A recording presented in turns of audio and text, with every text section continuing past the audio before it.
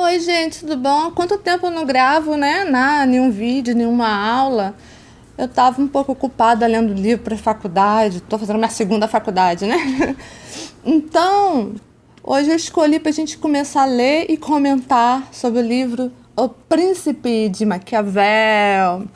Em italiano se fala Niccolò Maquiavello, mas eu vou ler em português.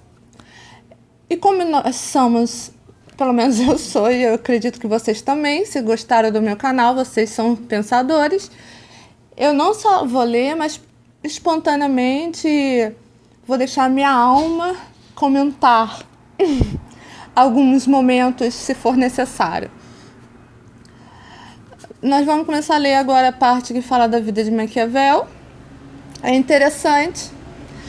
Eu vou ler exatamente como está aqui, porque detalhes é bom a gente ler logo do livro e assim a gente não perde nada importante. Então vamos lá. Niccolò Maquiavel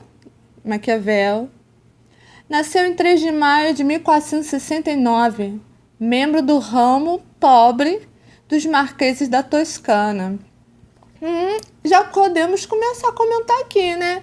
Porque geralmente os letrados eram membros das famílias ricas que iam estudar sempre nas melhores faculdades, estudar fora do país e conseguiam escrever livros e por aí vai. E aqui no caso é o contrário. Oba, nós temos esperança. Então vamos lá. Foi poeta, dramaturgo, diplomata e filósofo, um pensador, o típico homem da Renascença. Nós também somos renascentes, porque nós usamos a lógica e a razão, né? Então vamos lá. Com sólida formação humanista. O pai, Bernardo de Machiavelli, pequeno comerciante que era também doutor em leis. Não era tão pobre assim, né, gente? Convenhamos. Pobre é pior do que isso, né? Por favor, né? Pai, comerciante ainda doutor em inglês, não é pobre, convenhamos.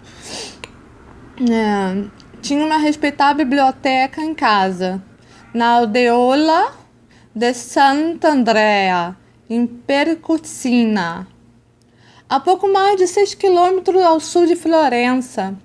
Entre os livros da Albergatio, como era chamado o casarão da família, na aldeia, havia especialmente uma cópia da História de Roma, de Tito Livio. Pode ser um dia que eu leio algum livro do Tito Livio aqui pra gente. Eu pretendo ler uns livros aqui não só, né, da literatura italiana, mas também de outras, né, de outras nacionalidades, mas sempre em português, né, gente? Porque, convenhamos, assim a maioria das pessoas pode entender. E eu também. Então vamos lá. Da qual Maquiavel se serviria mais tarde para compor seus discursos. Os discursos, né, que Maquiavel escreveu também são bastante conhecidos. Pode ser que mais para frente eu leia com vocês também. Além de historiadores como Livio e também Tucídides, Plutarco e Tácito, entre suas literaturas estavam os poetas romanos Virgílio, Lucrécio, Ovídio, Tíbulo, os filósofos antigos, de maneira especial seus quase contemporâneos, Dante, Petrarca e Boccaccio, todos toscanos como eles. Para quem não sabe, Toscana é a parte norte da Itália, é a parte que, vamos dizer, é mais valorizada, é considerada os verdadeiros italianos, a parte, vamos assim dizer, a parte mais rica da Itália também. O sul da Itália ele é bastante discriminado, né? É como as pessoas discriminam aqui o Nordeste, lá é o Sul. Vamos ver. A poderosa família Médici, né, em português, que dominava a política e os negócios de Florença havia quase um século, fora banida da cidade em 1494, quando o frei dominicano Jerônimo Savonarola Ah, desculpa, gente, é impossível de eu ler um nome em italiano, mesmo que escrito em português eu acabo metendo um sotaque de italiano, desculpa, mas tá no vício. Aí, às vezes fica um pouco misturado, desculpa, mas vamos. Com apoio popular, implantou uma espécie de ditadura teocrática por 4 anos. Teo todo mundo sabe que é Deus, né? Então, eu começo a imaginar como foi a situação. A carreira pública de Maquiavel começou apenas 5 dias depois da execução de Savonarola, por heresia, e da consequente restauração da República Florentina. Ele tinha então 29 anos e pouco se sabe de sua vida antes disso.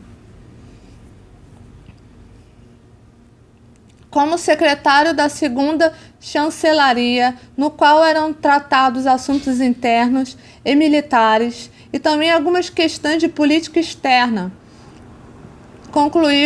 Conduziu-se uma intensa atividade política e diplomática nos 14 anos seguintes. Era responsável pela correspondência doméstica e internacional da República, pelo registro de julgamentos, pelas minutas dos conselhos e pela formulação de acordos com outros estados.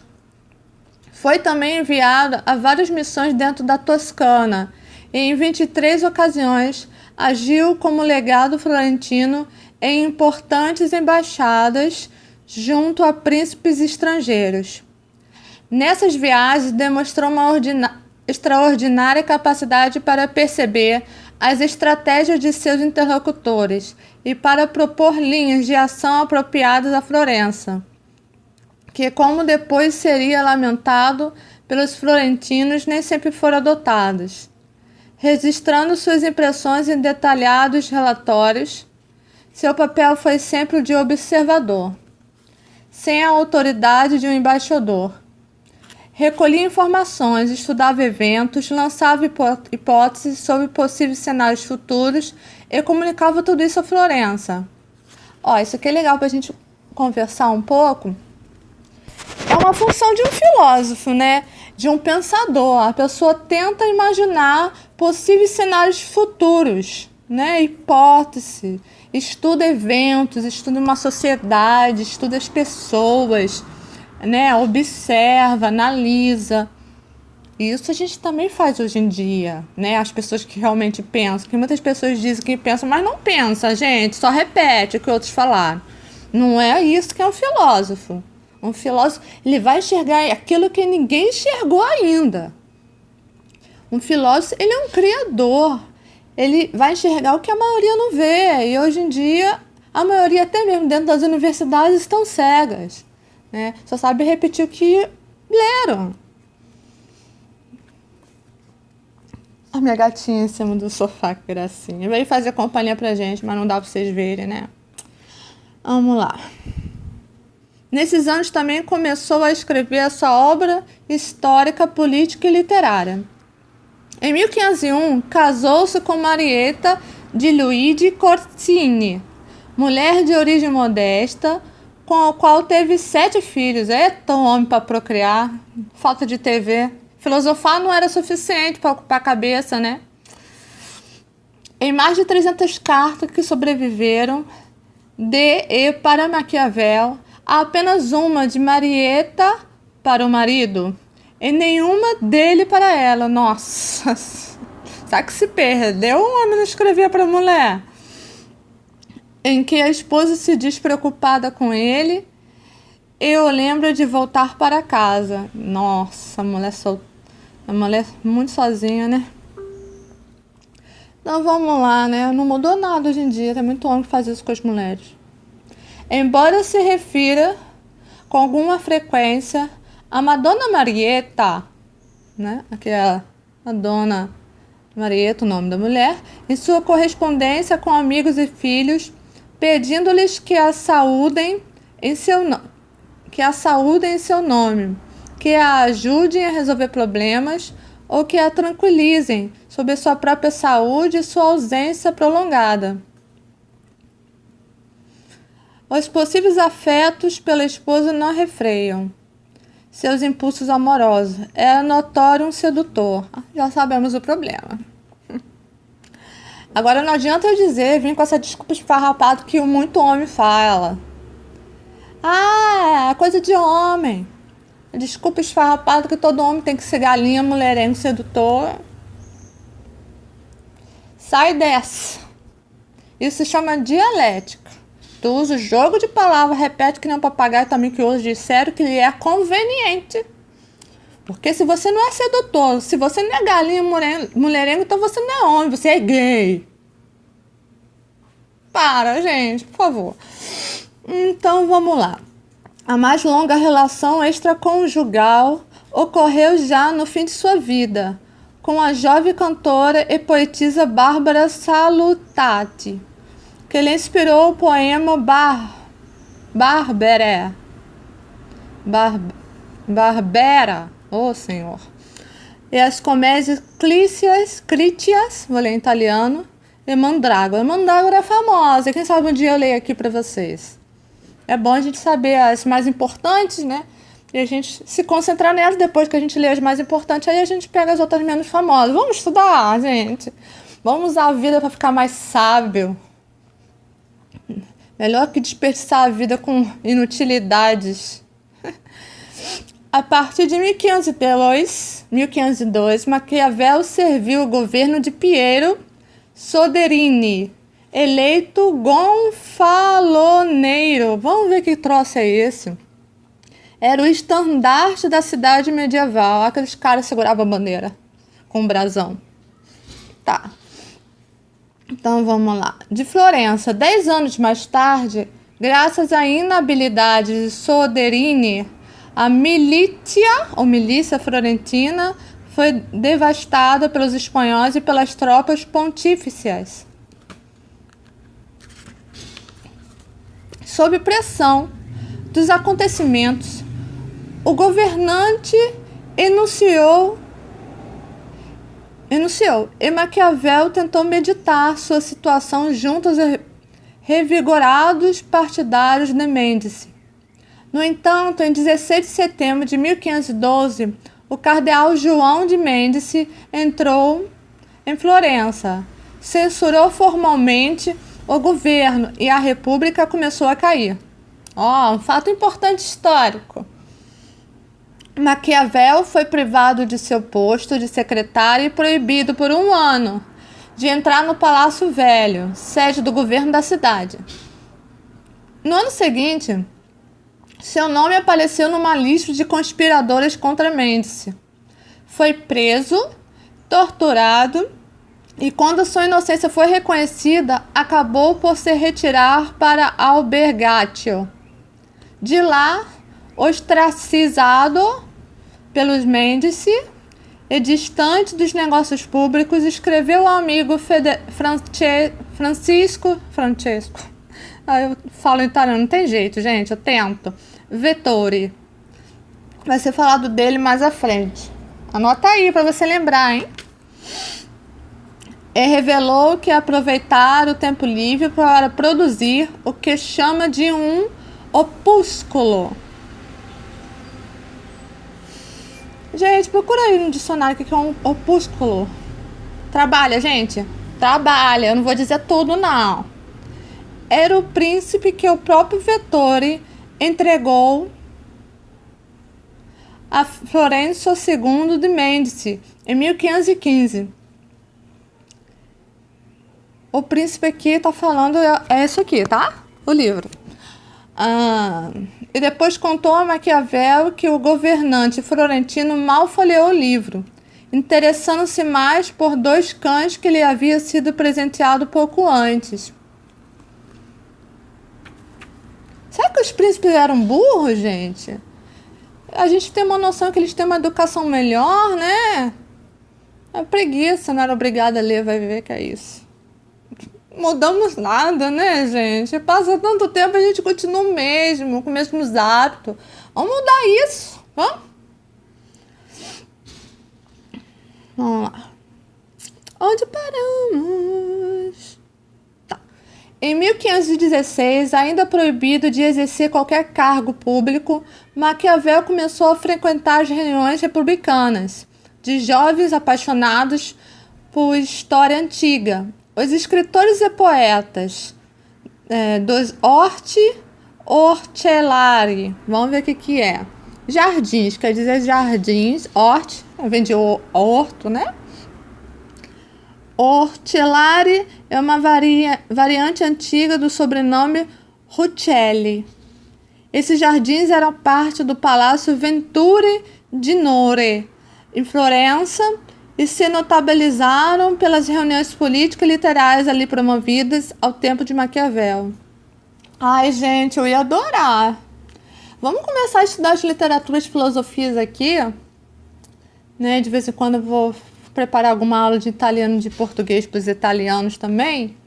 Vê se vocês se animam, chama os amigos, curte o canal aí, porque crescendo, isso aqui crescendo, a gente pode fazer hangout ao vivo, trocar, não só eu ficar falando, mas vocês também contribuírem com conhecimento.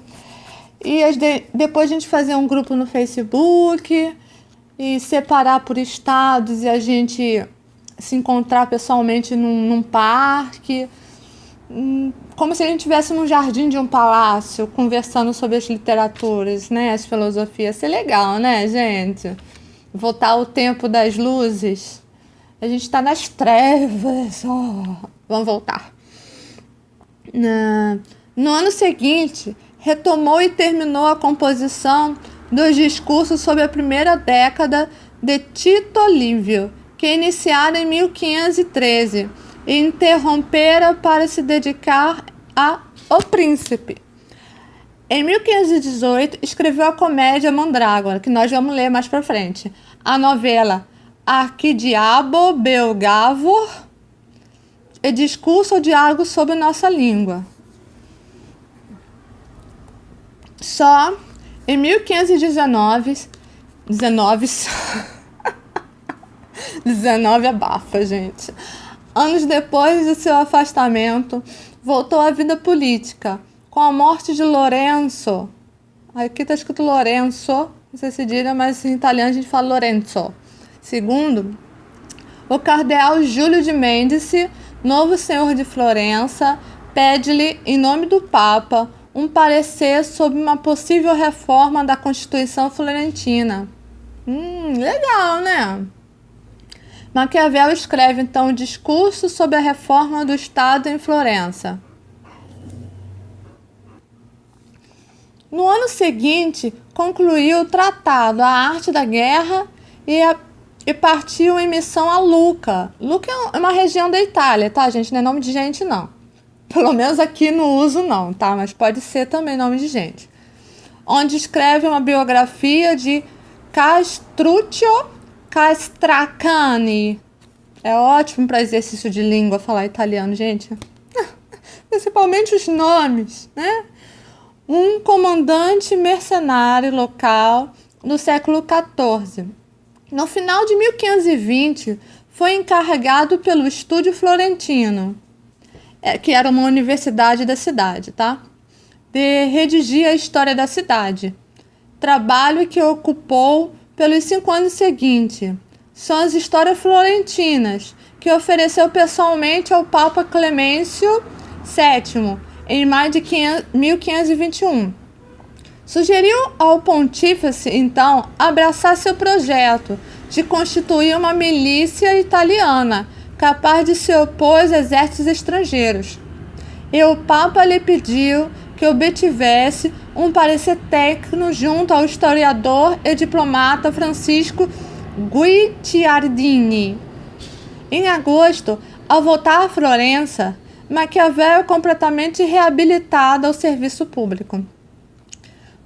Mas pelo que a gente viu, fazer parecer salvou bastante a vida profissional de Maquiavel, né? Convenhamos, nesse momento de crise que ele ficou afastado. Queríamos nós ser chamados também a fazer aparecer. Gente, me chamem, eu sou boa a fazer aparecer, hein? Falando sério. Retomou suas missões locais e internacionais. Em 1526, foi eleito magistrado dos procuradores dos muros, ou seja, responsável pela fortificação e pela preparação da defesa de Florença. Mas no ano seguinte, em abril, os opositores dos Médici ocupam a sede do governo. Expulsam novamente a família da cidade e restauram a República em 18 de maio. Como sempre foi republicano, Maquiavel esperava voltar ao governo.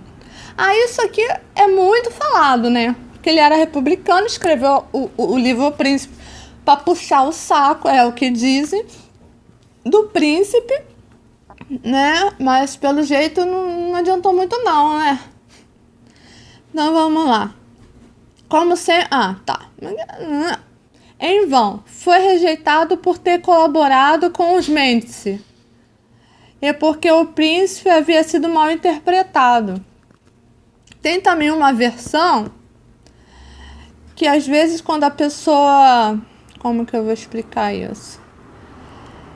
A pessoa é contra alguém, mas ela finge que não é, entendeu? E acaba plantando, deve ter algumas coisas aqui plantadas que defendem em algum momento o republicanismo sem as pessoas distraídas perceberem, né? Isso era uma técnica que eles usavam antigamente. Eu nunca vi esse comentário se ele fez isso, mas seria uma coisa legal se alguém descobrir algum ponto aqui que tenha essa defesa republicana entre as linhas. Seria Anota aí, bota aí no comentário, diz que página e copiar um pedaço da frase que está aprovando. Está aprovando isso, que é legal pra gente ter uma visão além do que as pessoas ainda não viram. Esse é o objetivo de tudo que eu tento fazer com vocês, nesse canal, em outros canais. Filósofo é aquele que enxerga além da maioria da massa e tenta levar isso à massa para a massa enxergar melhor e quem sabe também virar um filósofo. Ai, gente, que lindo! Tô poeta também. Então vamos lá. Ops. Onde que eu parei, gente? O livro. Porque o livro havia sido mal interpretado, considerado um livro contra os interesses republicanos e populares. Adoeceu talvez de peritonite aguda, ou seja, gente, algum médico aí para dar um help. It é sempre inflamação, né? E morreu em 21 de junho de 1527, aos 58 anos. Eu acho que viveu bastante para aquela época, né? Provavelmente devido a uma dose excessiva de babosa, aconselhada por seu amigo Guicciardini, que sofria de mesmo mal. Eu não sabia que o babosa fazia mal assim, né? Uma dose excessiva, né? Apesar que dizem que a alquimia nada mais é se você botar de menos ou botar de mais o suficiente para matar, né? Mas isso é conversa para outros vídeos, né? Vamos lá. Deixou a família em dificuldades econômicas e foi chorado por poucos amigos. Gente, vamos chorar por Maquiavel, coitado. Não tô querendo ofender ninguém não, gente. Mas não tem como brincar um pouco, cara. Porque eu acho que os verdadeiros filósofos, eles não são entupidos de amigo.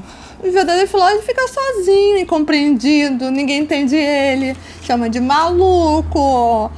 Entendeu? Porque você não é um padrão igual ao resto da sociedade. Vamos chorar por Maquiavel porque realmente... Gente que pensa, apesar que ele era muito mulherengo, não valia muito esse lado, mas como pensador, merece o nosso choro, né? Então vamos lá. No dia seguinte, seu corpo foi sepultado na igreja de Santa Croce, em Florença.